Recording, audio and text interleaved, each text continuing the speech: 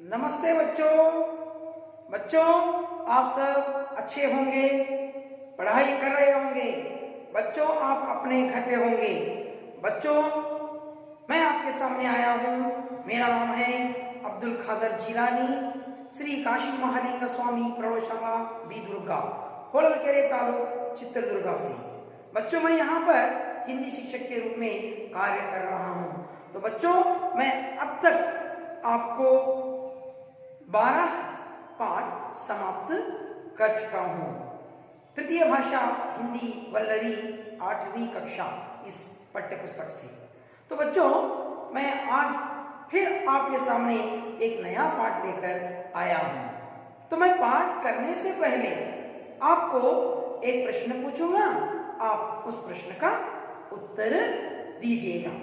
तो बच्चों, ये जहां पर हम बसे हैं, सारे इस जहान में प्राणी पक्षी सारे जीव कहाँ बसे हैं?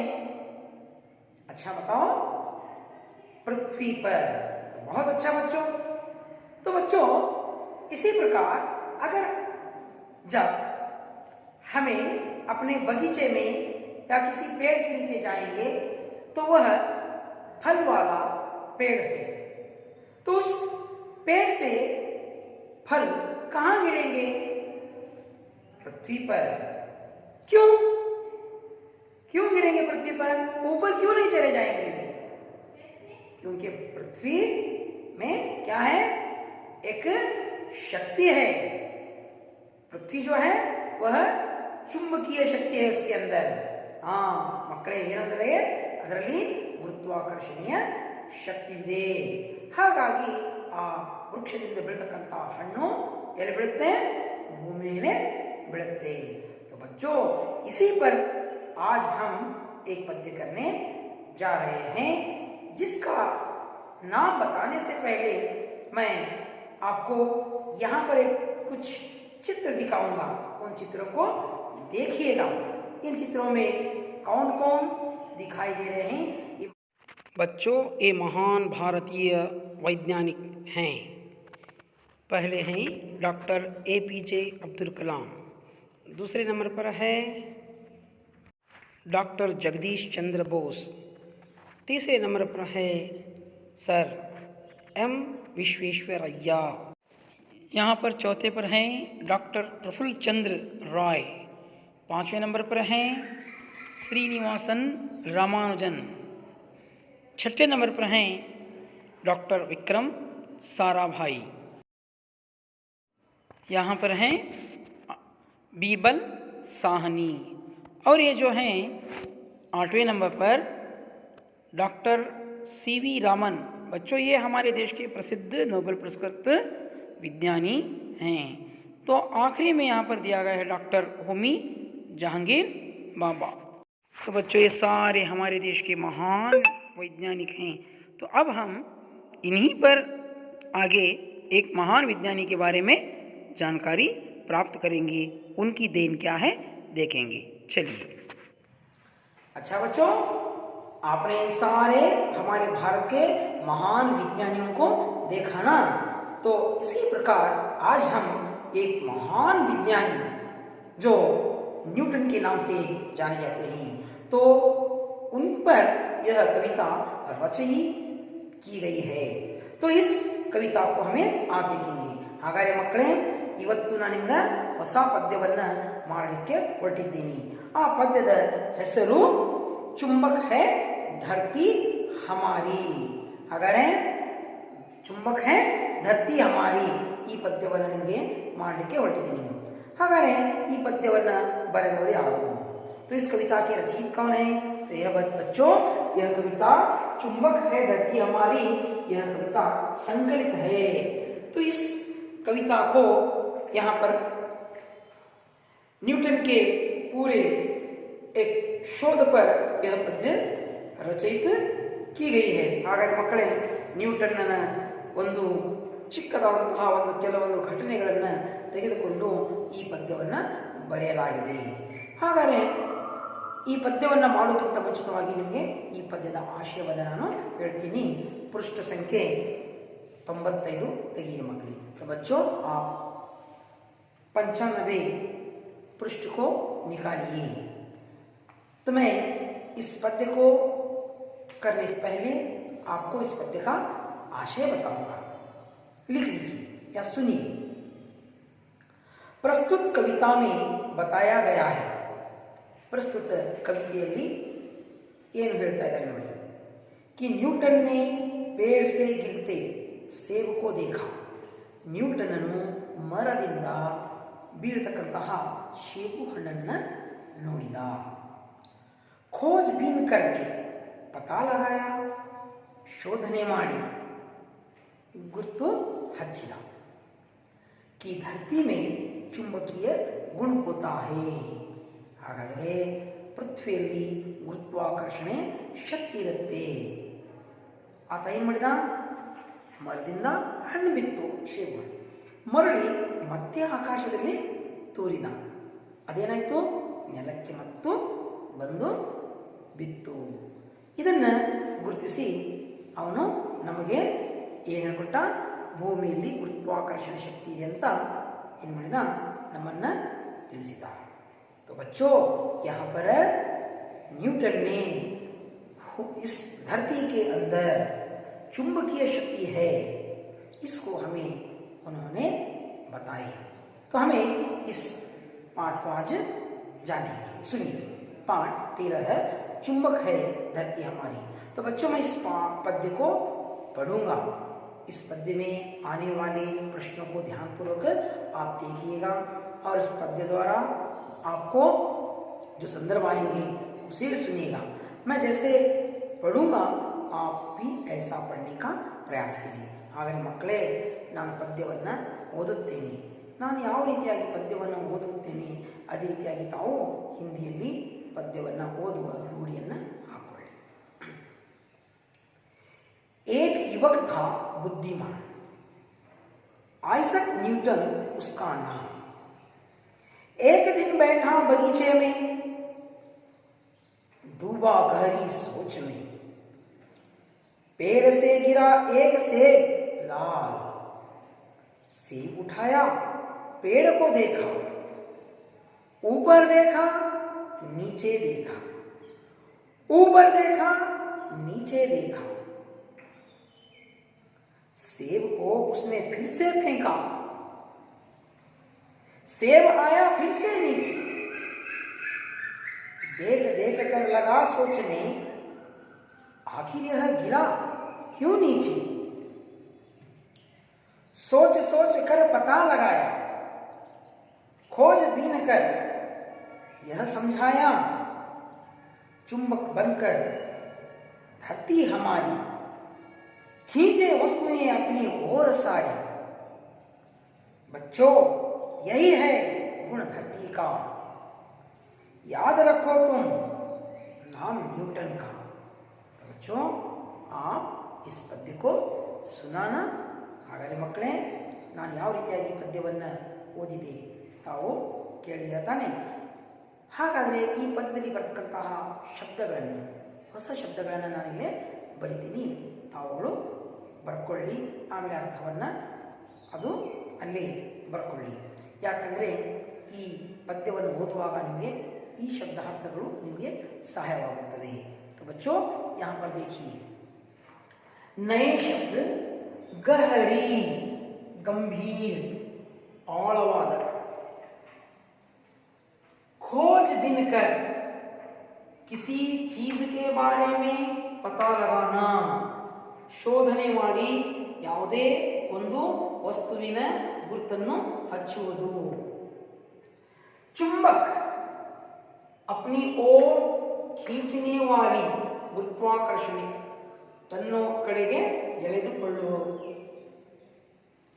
गुण विशेषता, हुनर.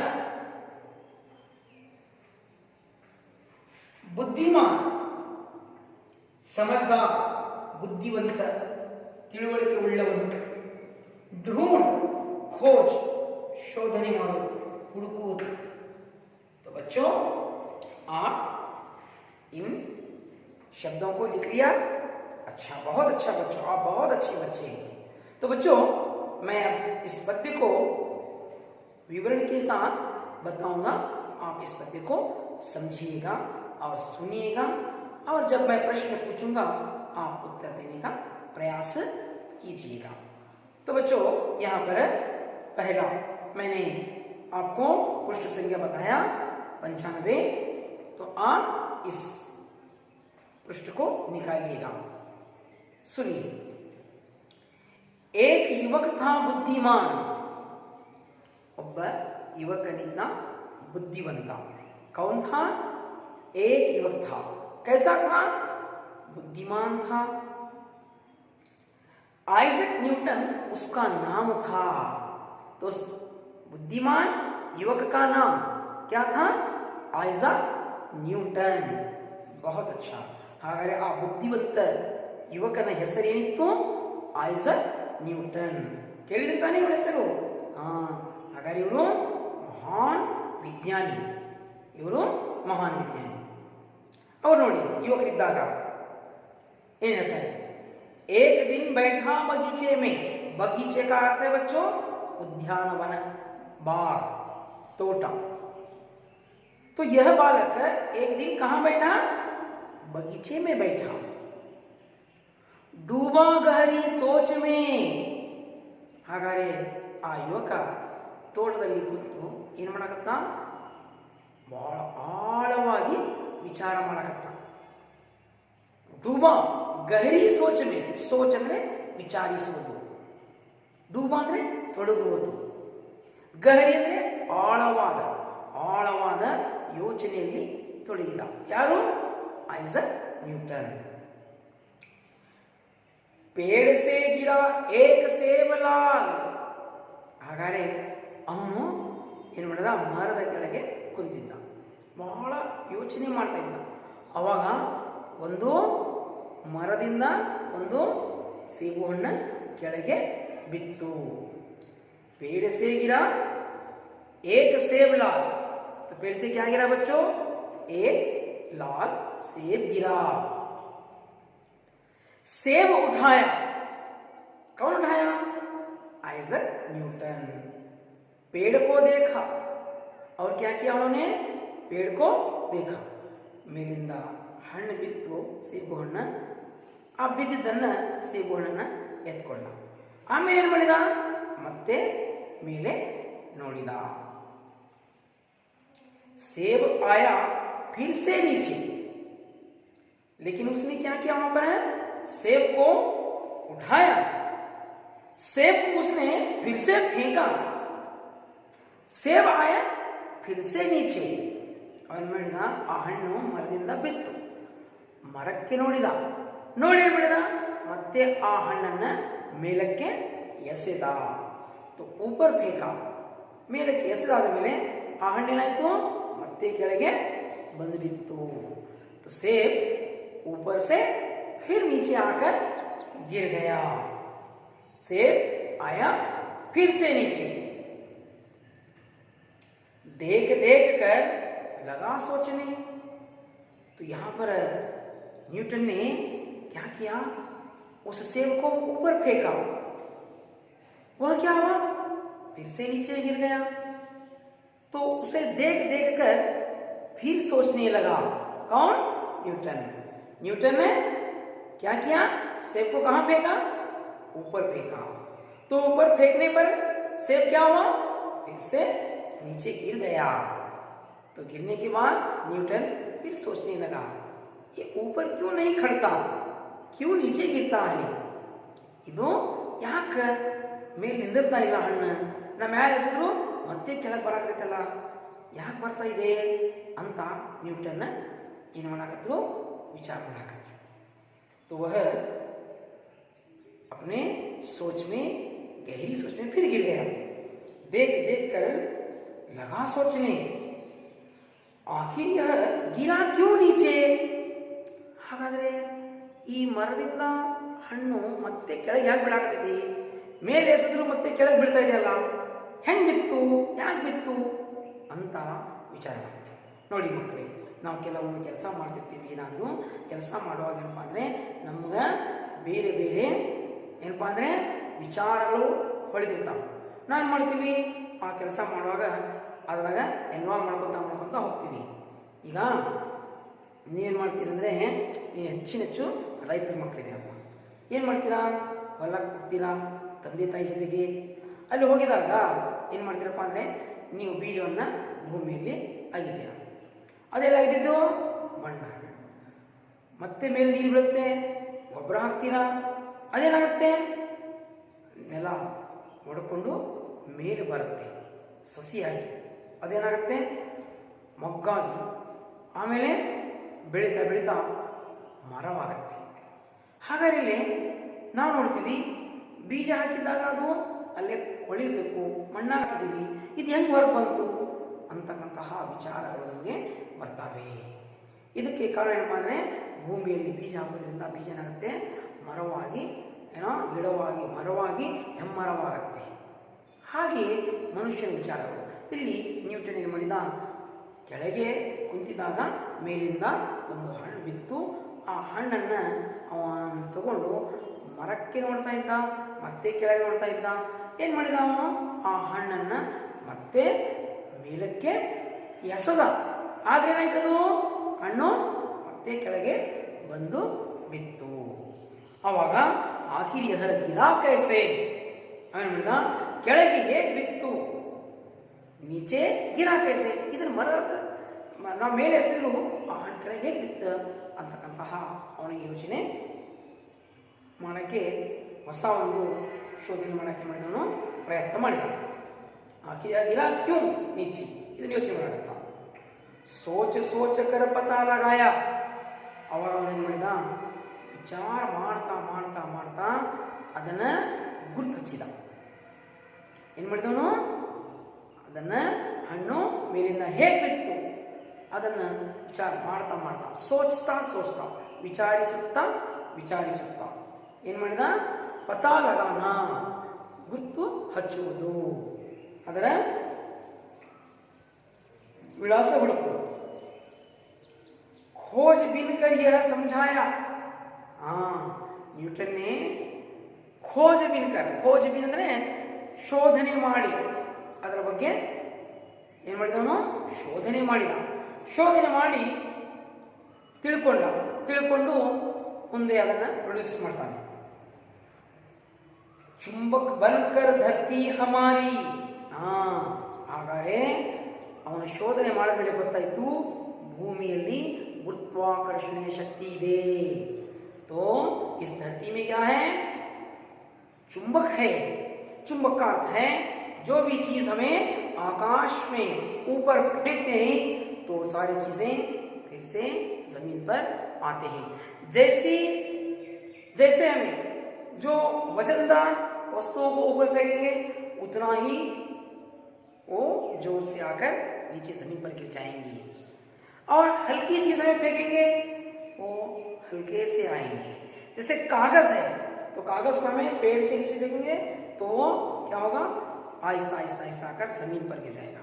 और ऐसे एक अच्छा पत्थर है तो पत्थर को हमें ऊपर फेंकेंगे तो क्या होगा, जमीन पर आकर गिर जाएगा, क्योंकि यह इसमें चुंबकीय शक्ति है. यह जो भी चीज धरती से ऊपर जाएगी वो तुरंत इस जमीन पर आकर गिर जाएगी. तो बच्चों, एक लेयर होता है जो पृथ्वी का ऊंचा हिस्सा कम से कम, जैसे हमें बताते हैं जो भी हमारे हवाई जहाज उड़ते हैं तो पृथ्वी से कुछ किलोमीटर दूरी के ऊपर उड़ते हैं, उससे ऊपर नहीं चले जाते. उससे ऊपर उठने वाले बच्चों APJ अब्दुल कलाम जी बनाए हुए हैं वेपन्स, जो न्यूक्लियर वेपन्स होते हैं, जो सैटेलाइट्स होते हैं, जो अन्य ग्रहों को जो भी हमें यहाँ पर न्यूक्लियर वेपन्स भेजते हैं तो क्या होते हैं, वहाँ पर जाकर आकाश में या दूसरे ग्रह में जाकर वहाँ के जगह पर, जैसे मंगल ग्रह है, शनि ग्रह है, शुक्र ग्रह है, बुध ग्रह है, गुरु ग्रह है, तो यहाँ पे जाकर विज्ञानियाँ क्या करते हैं, वहाँ शोध करते हैं. ये जो हमारे सैटेलाइट्स होते हैं वहाँ पर भेज देते हैं तो वे क्या होते हैं, वहाँ के जानकारी प्राप्त करके हमें भेजते हैं। तो बच्चों यहाँ पर हमारे भारत की महान विज्ञानियाँ जैसे कल्पना चावला और विलियम, क्या है बच्चों,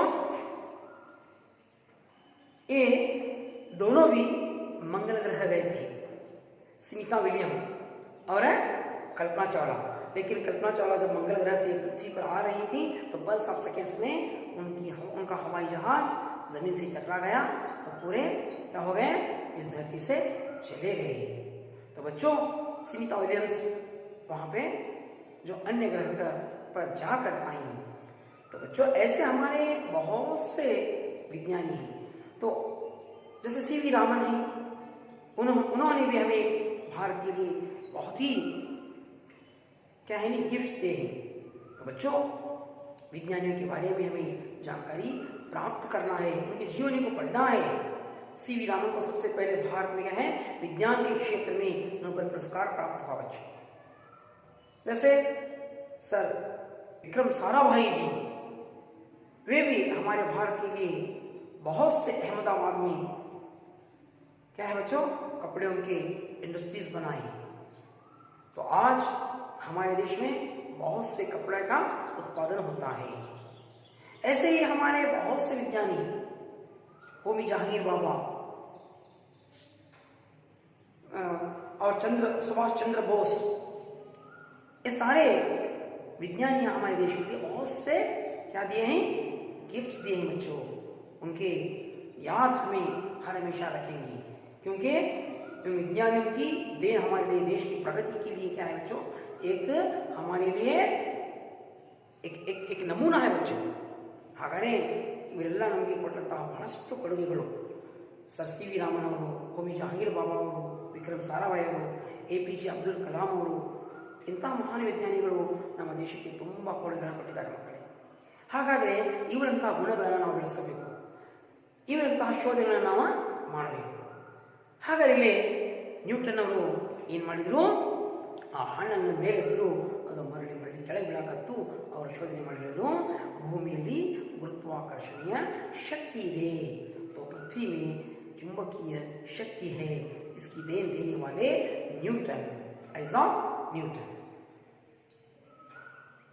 खींचे वस्तुएं अपनी ओर सारी, तो ये धरती क्या है, जितनी भी आकाश में जितनी भी ऊंची दर्जे में जो चीजें हैं ऊपरी हिस्से पर, वो सारी चीजों को क्या करेंगे, ये धरती अपनी ओर खींचेगी। ऐसी इसमें एक ताकत है। ಅವು ಯಾವುದೇ ವಸ್ತುನ ನಾವು ಮೇಲೆ ಎಸೆದಾಗ ಎಲ್ಲ ವಸ್ತುಗಳನ್ನು ಏನು ಮಾಡುತ್ತದೋ ತನ್ನ ಕಡೆ ಎಳ್ಕೊಳ್ತಕ್ಕಂತಹ ಸಾಮರ್ಥ್ಯ, ಶಕ್ತಿ ಈ ಭೂಮಿಯಲ್ಲಿದೆ. ನಾವು ನೋಡ್ತೀವಿ ಕೆಲವೊಮ್ಮೆ ಫ್ಲೈಟ್ಗಳು ಏನಾಗ್ತವೆ, ಯಾವುದೇ ಒಂದು ಪಕ್ಷಿಗೆ ಒಂದು ಅದನ್ನು ತಾಕೋದ್ರಿಂದ ವಿಮಾನಗಳು ಏನಾಗ್ತವೆ, ಬ್ಲಾಸ್ಟ್ ಆಗ್ತವೆ, ಅವು ಬಂದು ಭೂಮಿ ಮೇಲೆ ಬೀಳ್ತವೆ. ಯಾಕಂದರೆ ಆಕಾಶದಲ್ಲಿರ್ತಕ್ಕಂಥ ಯಾವುದೇ ಒಂದು ವಸ್ತು, ಅಂದರೆ ನಾವು ಭೂಮಿಯಿಂದ ಕೆಲವು ಕಿಲೋಮೀಟರ್ ಮಾತ್ರ, ತುಂಬ ಎತ್ತರವಿಲ್ಲ. ಯಾಕಂದರೆ ಅವು ಅಲ್ಲಿ ಮತ್ತೆ ಗಾಳಿ ಇಲ್ಲ ಮಕ್ಕಳೇ. ಯಾಕಂದರೆ ಎಲ್ಲಿ ಗಾಳಿ ಇದೆ ಪೃಥ್ವಿಯ ಸುತ್ತಲೂ ಅದೇನಾಗುತ್ತೆ, ತನ್ನ ಕಡೆಗೆ ಭೂಮಿ ಎಳಕೊಳ್ಳುತ್ತೆ. ಹಾಗೆ ಈ ಭೂಮಿಯಲ್ಲಿ ಒಂದು ಗುರುತ್ವಾಕರ್ಷಣೆ ಶಕ್ತಿ ಇದೆ ಅಂತ ಐಸಾಕ್ ನ್ಯೂಟನರು ನಮಗೆ ತಿಳಿಸಿದರು. ಬಚ್ಚೋ ಯಹಿ ಹೈ ಗುಣ ಧರ್ತಿ ಕಾ. ಹಾಗಾದರೆ ಈ ಒಂದು ಗುಣ ಪೃಥ್ವಿಯಲ್ಲಿ, ಭೂಮಿಯಲ್ಲಿ ಇದೆ ಅಂತ ನಮಗೆ ಐಸಾಕ್ न्यूटन ತಿಳಿಸಿಕೊಟ್ರು. तो बच्चों आइजैक न्यूटन जी ने हमें यह बताया कि पृथ्वी में चुंबकीय शक्ति है, तो ये सारे गुण इस पृथ्वी के अंदर है, तो इसकी देन देने वाले आइजैक न्यूटन। बच्चों याद रखो तुम नाम न्यूटन का. ಹಾಗಾದರೆ ನಾವು ಏನು ಮಾಡಬೇಕು, ನ್ಯೂಟನ್ ಅವರ ಹೆಸರನ್ನ ಯಾವಾಗಲೂ ನೆನಪಿಡಬೇಕು. ಯಾಕಂದರೆ ಅವರು ಪೃಥ್ವಿಯಲ್ಲಿ ಗುರುತ್ವಾಕರ್ಷಣೆಯ ಶಕ್ತಿ ಇದೆ ಅಂತ ನಮಗೇನು ಮಾಡಿದರು, ಒಂದು ಕೊಡುಗೆಯನ್ನು ಕೊಟ್ಟರು. ಯಾಕಂದರೆ ಭೂಮಿ ಹೇಗಿದೆ, ಅದು ಏನೇನು ನಮಗೆ ನೋಡಿ, ಭೂಮಿ ಏನಪ್ಪ ಅಂದರೆ ನೀರು, ಆಮೇಲೆ ಅಭಯಾರಣ್ಯ, ಆಮೇಲೆ ಏನೋ ಲ್ಯಾಂಡ್ಸ್ ಅಂದರೆ ಮರುಭೂಮಿ, ಆಮೇಲೆ ಬಂಡೆಕಲ್ಲು, ಆಮೇಲೆ ಇದರಾಗಿರ್ತಕ್ಕಂತಹ ಏನೋ ಮೌಂಟ್ ಎವರೆಸ್ಟ್ ಅಂದರೆ ನಾವು ಮೌಂಟ್ ಎವರೆಸ್ಟ್ ಅನ್ನು ನೋಡ್ತೀವಿ, ಅದರಲ್ಲಿ ತುಂಬ ಏನಪ್ಪ ಅಂದರೆ ಐಸ್ ಇದೆ ಮಕ್ಕಳೇ, ಅಂದರೆ ಅಲ್ಲಿ ತುಂಬ ಹಿಮಪಾತವಿದೆ. ಹೀಗೆ ಪೃಥ್ವಿಯಲ್ಲಿ ಎಲ್ಲ ನಾವು ನೋಡೋಕೆ ಸಿಗ್ತದೆ. ಆದರೆ ಯಾವ ಪ್ಲೇಸ್ ಇದ್ದರೂ ಭೂಮಿ ಏನು ಮಾಡುತ್ತೆ, ಯಾವುದೇ ಮೇಲಿರ್ತಕ್ಕಂಥ ವಸ್ತುವನ್ನು ತನ್ನ ಕಡೆಗೆ ಏನು ಮಾಡುತ್ತದು ಎಳ್ಕೊಳ್ಳುತ್ತೆ. ಅದಕ್ಕೆ ಇದರಲ್ಲಿ ಏನಪ್ಪ ಅಂದರೆ ಗುರುತ್ವಾಕರ್ಷಣೆಯ ಶಕ್ತಿ ಇದೆ ಅಂತ ನಮಗೆ ಐಸಾಕ್ ನ್ಯೂಟನರು ಈ ಒಂದು ಏನಪ್ಪ ಅಂದರೆ ಕೊಡುಗೆಯನ್ನು ಕೊಟ್ಟಿದ್ದಾರೆ ಮಕ್ಕಳೇ. ಈ ಪದ್ಯದಿಂದ ನಾವು ಏನಪ್ಪ ಅಂದರೆ ಐಸಾಕ್ ನ್ಯೂಟನರ ಒಂದು ಸಾಧನೆ ಹೇಗಿದೆ ಅನ್ನೋದು ನಾವು ಈ ಪದ್ಯದ ಮುಖಾಂತರ ತಿಳ್ಕೊಂಡಿದ್ದೀವಿ. तो बच्चों आपको यह पद्य समझ में आ गया होगा, आप समझ गए ना? तो बच्चों मैं इस पद्य को आपके सामने पद्य के रूप में बताऊंगा, आप इस पद्य को कंठस्थ कीजिए, गाऊंगा, आप सुनिए। एक युवक था बुद्धिमान, आइज़ैक न्यूटन उसका नाम। एक दिन बैठा बगीचे में, एक दिन बैठा बगीचे में, डूबा गहरी सोच में। पेड़ से गिरा एक सेब लाल, सेब उठाया पेड़ को देखा, सेब उठाया पेड़ को देखा।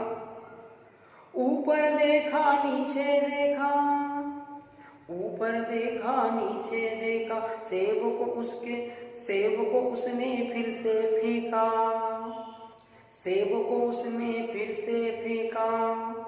सेब आया फिर से नीचे, आखिर यह गिरा क्यों नीचे, आखिर यह गिरा क्यों नीचे। सोच सोच कर पता लगाया, सोच सोच कर पता लगाया, खोज बिन कर यह समझाया। चुंबक बनकर धरती हमारी, चुंबक बन धरती हमारी, खींचे वस्तुएं अपनी ओर सारी। बच्चों यही है गुण धरती का, याद रखो तुम नाम न्यूटन का। बच्चों यह है गुण धरती का, याद रखो तुम नाम न्यूटन का, याद रखो तुम नाम न्यूटन का, याद रखो तुम नाम न्यूटन का। तो बच्चों आपको पूरा यह पाठ समझ में आया होगा. ಹಾಗಾಗಿ ಮಕ್ಕಳೇ ನಿಮಗೆ ಈ ಪದ್ಯ ತಿಳಿತಾನೆ. ಹಾಗಾದರೆ ಮಕ್ಕಳೇ ನಾನು ನಿಮಗೆ ನ್ಯೂಟನ್ ಅವರ ಒಂದು ಕಿರು परिचयದ ಒಂದು ಚಿತ್ರವನ್ನು ತೋರಿಸ್ತೀನಿ, ताओ नोड़ी. तो बच्चों न्यूटन जी का मैं एक छोटा आप उनका बचपन का या उनके जीवन का आपको एक यहाँ पर परिचय देता हूँ. आप इस वीडियो क्लिप को देखिएगा. ग्रेविटी से अवगत कराने वाले न्यूटन को हम सभी जानते होंगे. कभी जिस न्यूटन को सभी नकारा और निकम्मा समझते थे वो सबसे सफल व्यक्तियों में जाने जाते हैं. दोस्तों अपने आज की वीडियो में हम बात करेंगे सर आइजैक न्यूटन से जुड़े कुछ रोचक तथ्यों के बारे में जिन्हें सुनकर आप भी खुद को मोटिवेट किए बिना नहीं रह पाएंगे.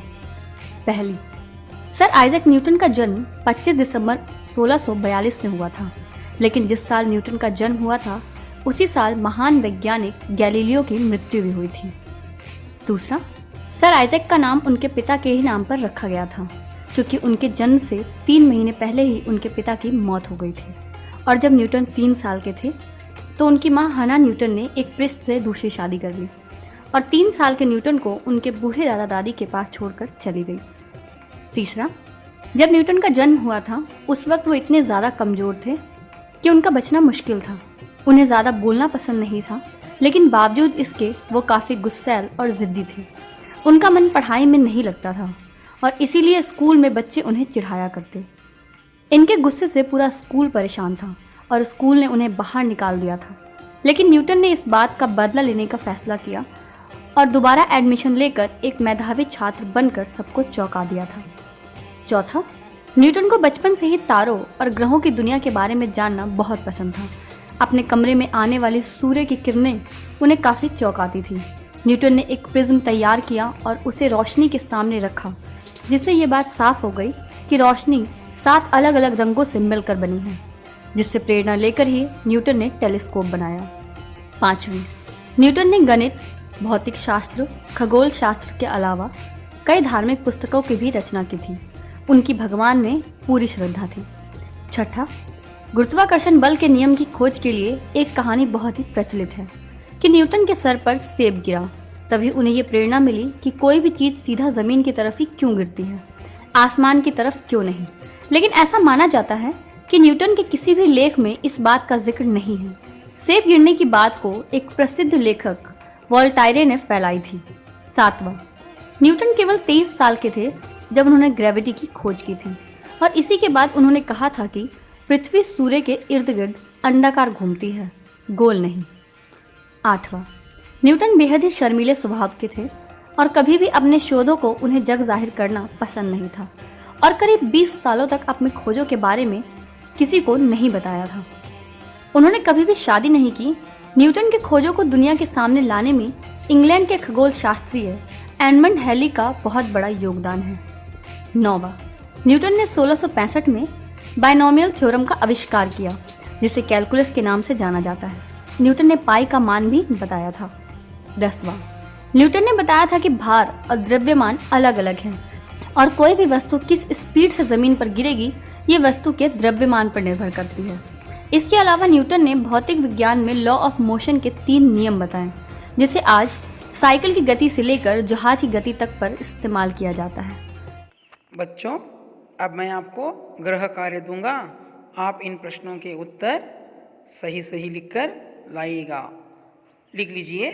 पहला प्रश्न है, पेड़ से गिरे सेब को देखकर न्यूटन ने क्या सोचा?